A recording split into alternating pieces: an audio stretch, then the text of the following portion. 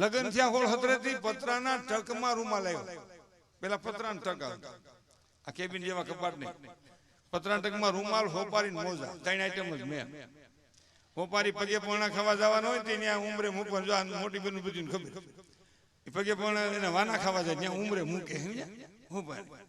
અને પછી રૂમાલ છે ને એ દેરાણી થતી, દેરાણી તો ન આવી હોય પણ નણંદ થતી હોય દેર ને એને આપે. દેરાણી પછી આવે ને વળી કોઈક બાકી રહી ગયું પેલા આવી જાય.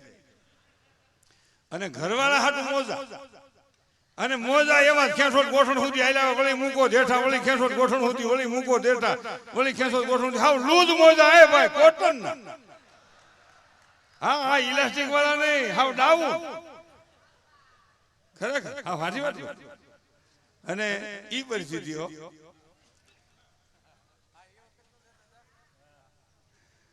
એટલે મારો કહેવાનો હેતુ એ હતો, એટલા બધા બા બાપુજી ફાર્મ હાઉસમાં હોય, દાદી દાદા ઘીરે હોય, તો પરિવાર ભેગો રહેતો, બધાના છોકરા એક બે હોય, 5-7 છોકરા હોય.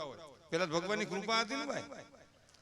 પણ અમે 4 ભાઈઓ ને 2 બહેનો મારી પડખે રહેતા, હાથ અમારે થતી 9 વાન કરતા 5, આખા ગામમાં નહીં બધીએ ભગવાનની કૃપાનો વરસાદ જ વરહે.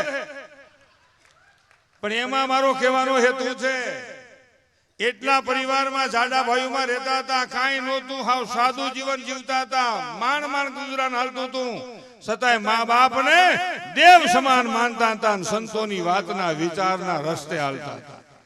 ઈ હતું. અટાણ ધરી ફરીને મુન્નું એક, મુન્નું મમ્મી પપ્પા ટૂંકું, જરા કે કાંઈ કયો થોડું ઉયું જાય. અને આપણે સાપામ દેવું પડે, બેટા તું જ્યાં હોય ત્યાંથી વ્યાવ, તારી મમ્મીની તબિયત ખરાબ થઈ ગઈ છે બેટા, તું જ્યાં હોય ત્યાંથી વ્યાવ, મને ક્યાં સેટિંગ નથી બેટા, તું જ્યાં હોય ત્યાંથી વ્યાવ, તારું જેટલું હોય એટલું ભરી દેવું ભાઈ, તું જ્યાં હોય ત્યાંથી વ્યાવ બાપા. બહુ તકલીફ પડે. હવે એક છોકરો શું કરો હે ભાઈ. અને ઓલે તો પેલા ગમે એમ મારે ને, ક્યાં જાય. અમે નાના હતા કાવડી હાલતા ફાંડા, એકાનો ઢબુડી કાવડી, એ તમે ન જોયું હોય, તમે તો હમણાં આ બધી શરણમાં તમને ખ્યાલ હોય, તો એ ન ખબર હોય ભાઈ. તને કહું નરહરદાર, આ તો અમારા વખત એ 2-3 છોકરાને બાપા દે પૈસા ભણવા જાવ ને, હતા એક કાવડી દો, રાતો પૈસો દો, 2-3 ને દેતા હતા ને ખિસ્સા માંગા ફરવા મને જાવ. આ તો પછી શું કરે, એટલે બીજા માગે કે અહીંયા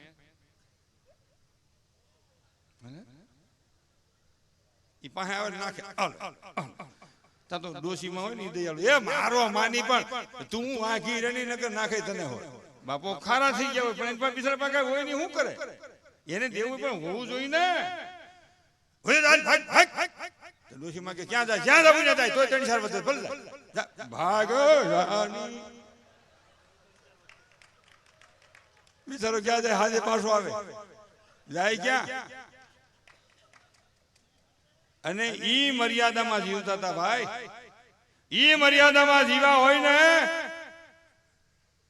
ઈ આ માના સંતાનો એવી મર્યાદામાં જીવા હોય, એના વચને જીવા હોય, એના બાપના બોલથી જીવા હોય ને, તઈ તમારે આંગણે આવું નવ્ય ભવ્ય ને દિવ્ય આવું કાર્ય થાય, નકર થાય નહીં.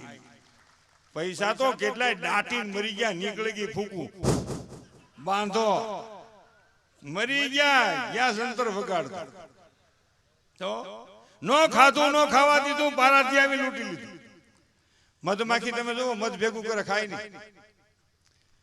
ગલકાન ફૂલમાં લેવાનું, રીંગણાના ફૂલમાં લેવાનું, ગીહોણાના ફૂલમાં લેવાનું, રજકાના ફૂલમાં લેવાનું, ભેગું જ કરે. મધનું તોડું પાકી જાય ને કાંધું કહેવાય, વડીલોને ખબર હોય, જુવાનને ન ખબર હોય.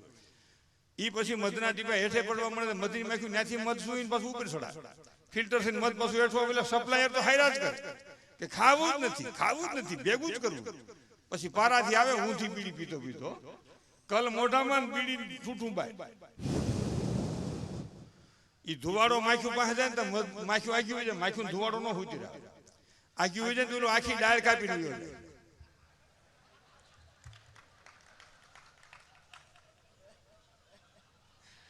હોયો જાય. માખ્યું આવે તો ન હોય છોકરા, ન હોય સૈયાક, ન હોય કાંઈ, માલ જ નહીં, હાવ ચોખ્ખું કરી નાખે ના તો મુકદાય છે.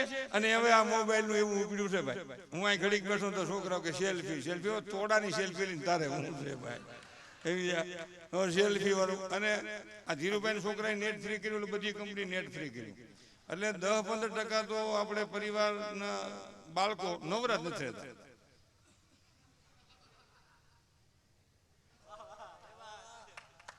અને તાળા માથે તાળું મારે પારે. જ્યાં તાળું મારેલું હોય ત્યાં જોખમ હોય સમજો ને કે તાળા વિનાનો મૂકી દે ફોન તો શું વાંધો છે? એમાં કાંઈક બીજું ફર્યું છે માલિકો રેલા. કેટલો અનુભવ છે. આ મોબાઈલ પ્રગતિનું સાધન છે, સમજીને વાપરો તો ખૂબ પ્રગતિ થઈ શકે.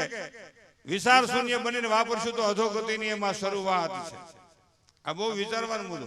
નાની બેનું જુવાની છોકરાઓ ફોટા પાડે બરોબર છે, સેલ્ફી લેતો વાંધો નહીં. હવે મારી જેવડા 60-70 વર્ષે પૂગ્યા 3 દાંતના ખીપારિયા હોય ઈ હોત આખો દી કોક કોક.